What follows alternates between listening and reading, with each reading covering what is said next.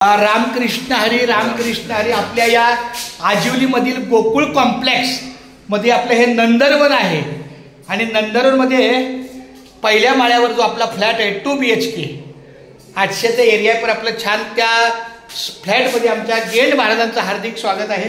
बघा हा आपला हॉल मोठा आहे, हा एक बेड आहे, हे बघा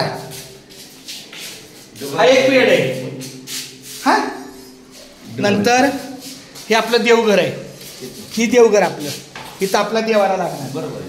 आपलं सेपरेट देवघर एक नाही, कोणाचं 2 नाही, आपलं रामकृष्ण हरी. नंतर हे बघा महाराज, ही स्वयंपाक खोली किचन आणि हा आणखी एक बेड. देवघर महाराज काय करू हो नाही बाथरूम आहे देवा आणि मग आहे पण अग्नितत्व होतं. काय अग्नितत्वावर होतंय, अग्नी निशेने वायू नाही आपला देवघर पाहिजे म्हणजे आपले जे असतं. हो तुम्ही बघा पंचांगात काय मला कळलं नाही देवा.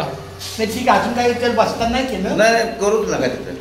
देवघर आपलं ह्या कोपऱ्यात टाका. बघा तुम्ही बाम काय म्हणतो ती मला सांगा पण बघा. हो काय देवा तिथं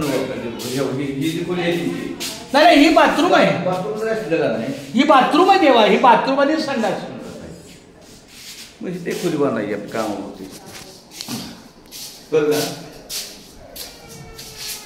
पण हे अग्नितत्वावर होतं एवढी कसं पडतं म्हणजे मला कळलं नाही देवा. तिथं चूल झाली, चुलीच्या ह्या कोपऱ्यात पाहिजे. पण आता काय होतं इथं बांधकाम वेगळं असल्यामुळे गोष्ट होतो सगळं आपल्यासारख्याच.